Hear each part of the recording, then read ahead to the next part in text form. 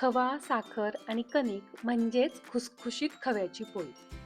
सारण जर परफेक्ट जमलं ना, तर खव्याची पोळी अशी माझ्यासारखीच टम्म फुगणार.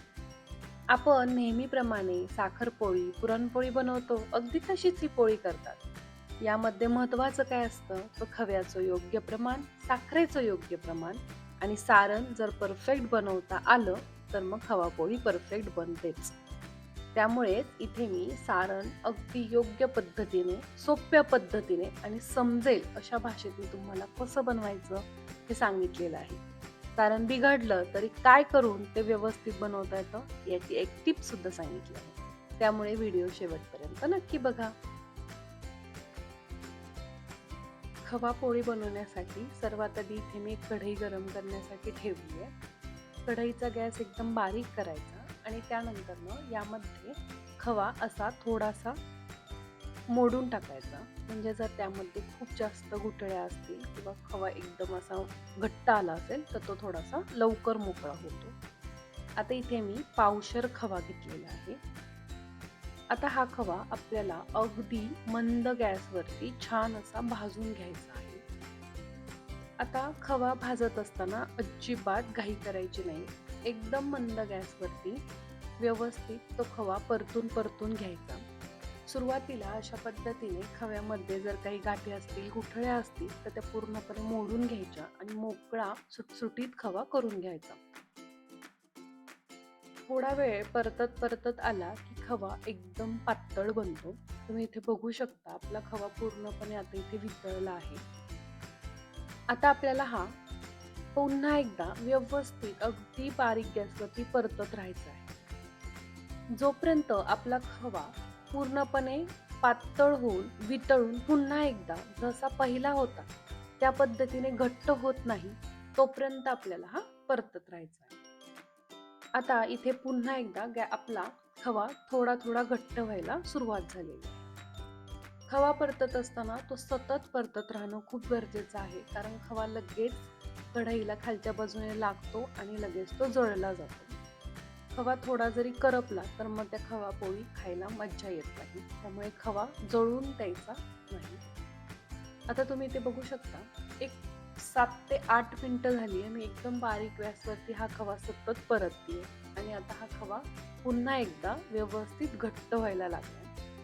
बऱ्यापैकी तो घट्ट झाला की आपल्याला गॅस बंद करून घ्यायचा आहे आणि ही कढई गॅसवरून खाली उतरून ठेवायची.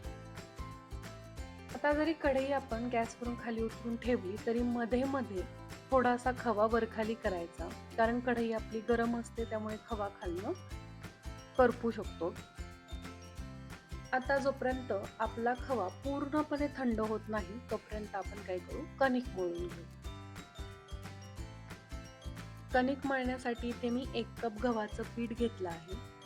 आता यामध्ये मी 2 चमचे मैदा घालून घेणार आहे आणि अगदी चिमूटभर आपल्याला मीठ घालायचं आहे. नंतर थोडं थोडं पाणी घालून आपल्याला हे खूप घट्टही मळायचं नाही आणि खूप सैलसरही मळायचं नाही.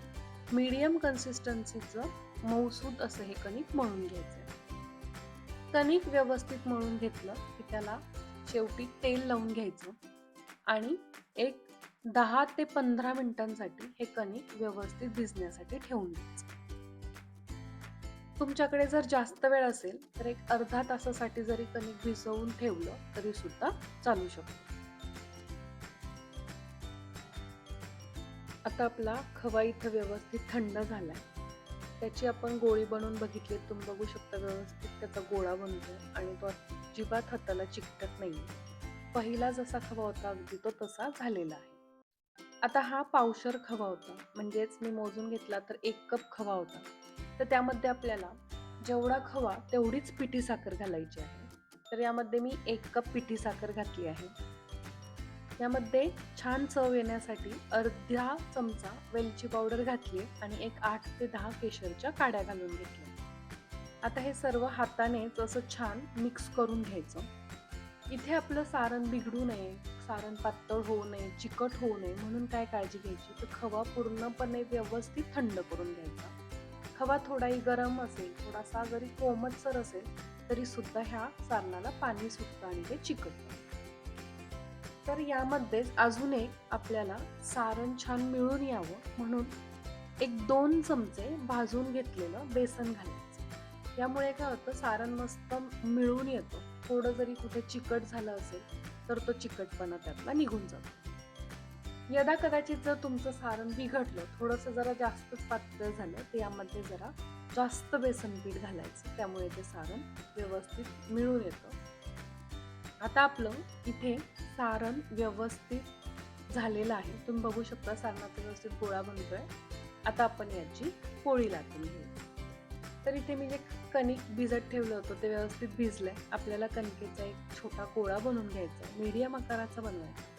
त्याचा अशा पद्धतीने वाटी बनवून घ्यायची आणि पुरणपोळीमध्ये ज्या पद्धतीने सारण भरतो त्याच पद्धतीने त्यामध्ये सारण भरून घ्यायचं.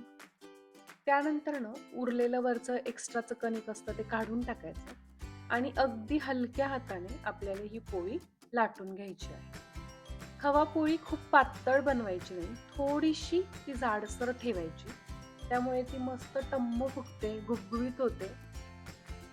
आता इथे मी व्यवस्थित खव्याची पोळी तुम्ही बघू शकता लाटून घेतली. अजिबात आपलं सारण बाहेर आलेलं नाही. त्यानंतर ना तवा गरम करून घ्यायचा आणि गरम झालेल्या तव्यामध्ये मीडियम फ्लेमवरती आपल्याला ही पोळी भाजून घ्यायची. तर मी यामध्ये पोळी टाकून घेतली. सुरुवातीला पोळी टाकल्या टाकल्या लगेच ती पलटायची नाही. थोडा वेळ पोळी सेट होऊन द्यायची. त्यामुळे त्याची जी खालची बाजू असते ती व्यवस्थित भाजली जाते. मग पोळी चिकटत नाही आणि तुटत नाही. खालची बाजू व्यवस्थित भाजून झाली की नंतर आपल्याला पोळी पलटी करून घ्यायची. दुसऱ्या बाजूने सुद्धा व्यवस्थित पोळी भाजून घ्यायची. खव्याची पोळी भाजताना त्यावरती नेहमी तुपाची धार सोडायची. त्यामुळे खूप खव्याची पोळी सुंदर लागते. तेलामध्ये शक्यतो खव्याची पोळी भाजायची नाही. तुपानेच खव्याच्या पोळीची मज्जा जास्त छान येते. तर तुम्ही बघू शकता आपली खव्याची पोळी इथे मी व्यवस्थित भाजून घेतली. किती मस्त टम्म फुगली आहे. रंगही खूप छान आलाय. अजिबात आपलं खव्याचं सारण या पोळीच्या बाहेर आलेलं नाहीये. राहिलेल्या पोळ्या सुद्धा मी याच पद्धतीने बनवून घेणार आहे. जर तुम्हाला प्रवासासाठी या खव्याच्या पोळ्या न्यायच्या असतील तर तुम्ही या आरामात नेऊ शकता. 5 ते 6 दिवसांसाठी या पोळ्या जशाच्या तशा राहतात. खूप सुंदर लागतात. तुम्ही तुमच्या मुलांना स्कूलच्या टिफिनसाठी सुद्धा या पोळ्या कधीतरी देऊ शकता. सणावाराला नैवेद्यासाठी कधीतरी या बनवू शकता. तर कशी वाटली तुम्हाला ही खव्याच्या पोळीची रेसिपी हे मला कमेंटमध्ये नक्की सांगा. व्हिडिओ आवडला असेल तर व्हिडिओला लाईक आणि शेअर करा आणि अशा छान छान रेसिपीज बघण्यासाठी आपल्या स्नेहाज किचन स्टोरीजला नक्की सबस्क्राईब करा. भेटूया अशाच एका छान रेसिपीसोबत पुढील व्हिडिओमध्ये. धन्यवाद.